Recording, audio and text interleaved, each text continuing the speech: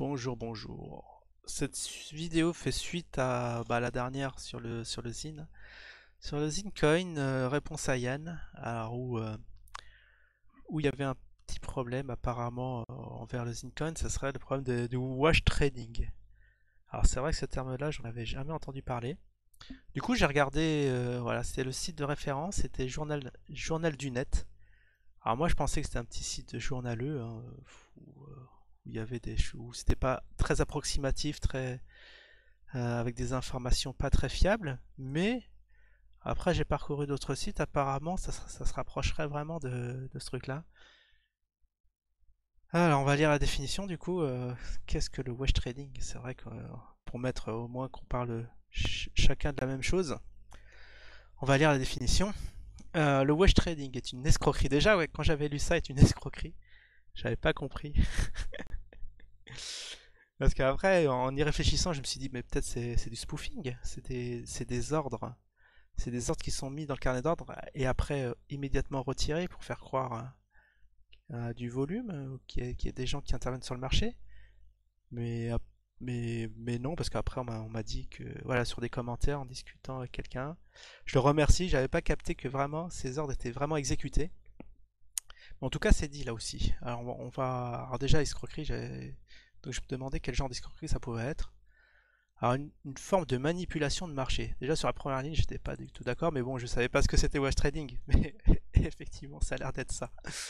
Qui consiste à vendre et acheter la même devise simultanément.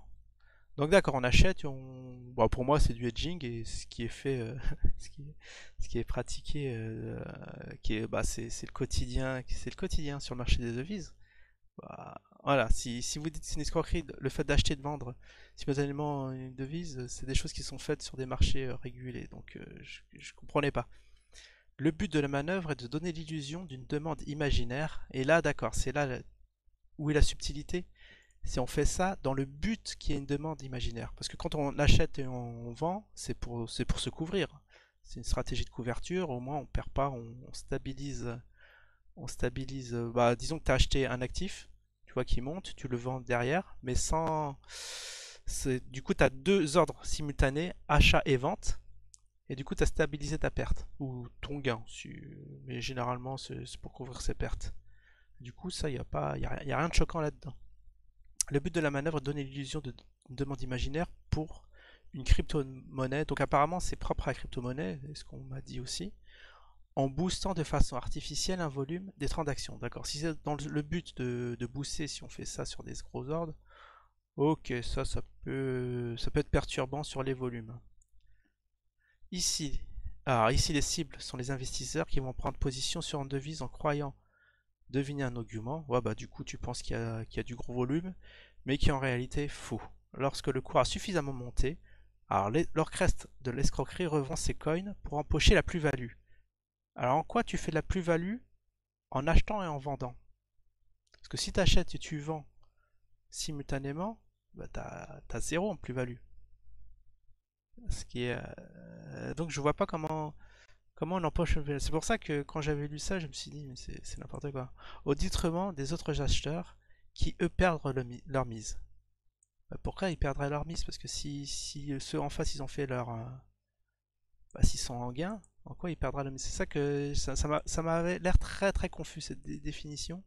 Assez fausse, mais elle se rapproche de la réalité néanmoins, puisqu'on va voir sur un autre site quelle est la définition exacte. Le wash trading est souvent organisé par de gros traders qui ont la capacité d'influencer le marché, des investisseurs institutionnels qui s'échangent chaque jour les mêmes titres. Un trader peut aussi agir seul ou en lien avec un broker qui participe à la combine. Voilà, ça part d'escroquerie et de combine. Wash trading, bon, ok.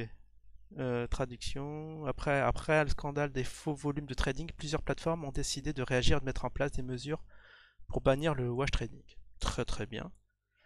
Alors bon, comme après, bon, faut voir si, est-ce que sur des plateformes régulées, le wash trading est interdit. Bah, du coup, sur les plateformes non régulées, c'est toléré. C'est toléré. Comme Bbox c'est une plateforme non tolérée, on part du principe que c'est toléré et que c'est open bar.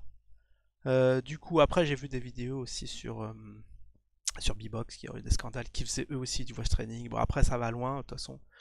On n'est pas sur pardon, je voulais dire Coinbase, qui ferait aussi. Non, c'est Binance, même Binance. Mais bon, apparemment, tout le monde fera du wash trading et ça, bon, ça peut être scandaleux si sur des plateformes régulées on est amené à faire ça. Mais là, on est sur Bbox, les gars. Faut un peu se réveiller.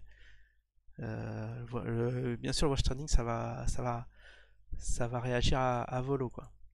Donc après, bon, après c'est un site un peu plus sérieux et du bourse. Donc c'est un petit lexique qui donne des lexiques, hein, sur la finance.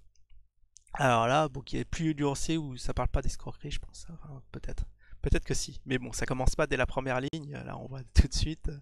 Le ton est donné, est une escroquerie, de manipulation de marché. Ça y est. On t'a même pas dit ce que c'était que ça y est, on porte un jugement dessus. Alors, le lexique complet ici. Opération boursière qui n'a pas vocation à avoir un quelconque intérêt capitalistique. Les opérations de wash trade sont les plus souvent utilisées dans un but de frauduleux. Ah ouais, là aussi quand même. Pour faire croire aux investisseurs que le titre est actif recherché. Non, mais là non plus, ils donnent pas la définition où ils disent que bon, c'est acheter et vendre en gros volume le même actif, quoi. En multipliant, bon là maintenant ils donnent la définition, en multipliant les ordres et le volume d'activité sur un titre, ils vont attirer les investisseurs de titres. Il peut-être les faire se positionner dans un sens que l'initiateur du wash trading souhaite. Ces opérations sont bien évidemment interdites et souvent réprimandées.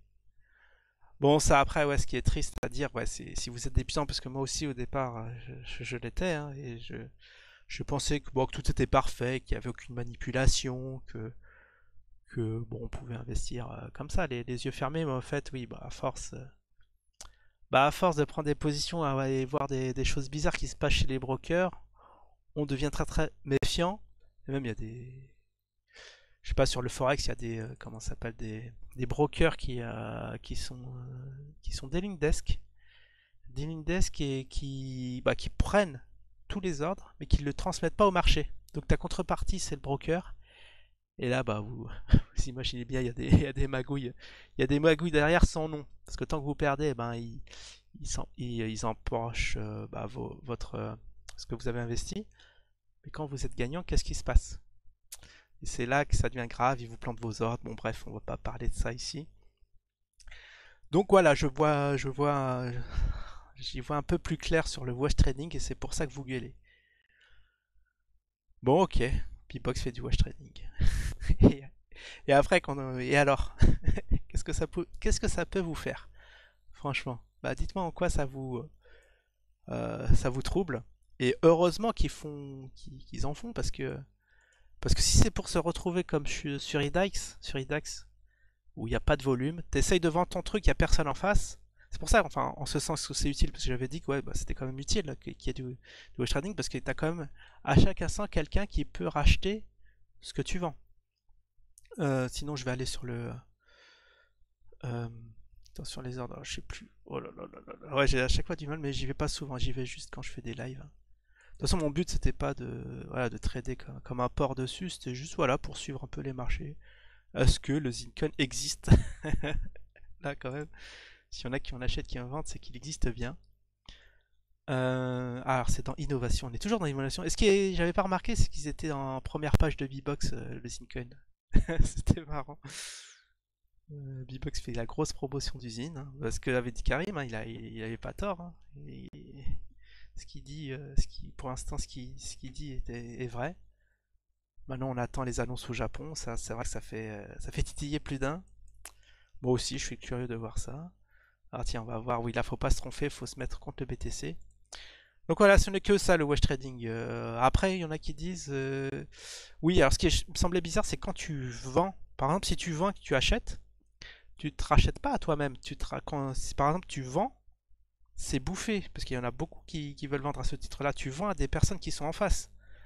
Et du coup, est-ce que tu es sûr de racheter à ce prix-là derrière? C'est ça aussi qui m'a fait dire qu'il y avait quelque chose, il y avait un petit souci. Mais supposons que c'est toi ta contrepartie, tu achètes et tu vends, tu fais monter les volumes. Là, on est à 445 000, presque un demi-million Zincoin échangé sur les 24 heures. Alors je sais pas si c'est glissant ou pas. Parce que si c'est pas glissant, si c'est de 12 heures, ah peut-être c'est de 6 heures à 6 heures, après ça dépend oui, de la place de cotation. Mais si on bat tous les records, on bat tous les records de cotation. Bon, voilà, bon ça y est, j'ai fait trop long. Bon voilà, ma position sur le wash trading, c'est pas grave, c'est pas grave. Ok, vous le savez qu'il y a des trucs bizarres, donc agissez en conséquence. Ne flambez pas votre capital, il y a les IMOLO. Prenez le fait que vous supposez ce que vous investissez c'est perdu, c'est pas grave. Et puis voilà, tout se passera bien, vous éviterez. Mais bon, en plus, ceux qui ragent, je pense que c'est ceux qui ont mis 0 € sur les Zincoin, mais en tout cas, on va y revenir. On va y revenir sur d'autres sujets où je suis pas du tout d'accord. Le sujet est clos sur Wash Trading. Bah, je vous souhaite à tous une bonne après-midi. Voilà, là c'est ma pause. J'en profite pour cette vidéo. Je vais manger. Je vous dis à plus. Ciao tout le monde.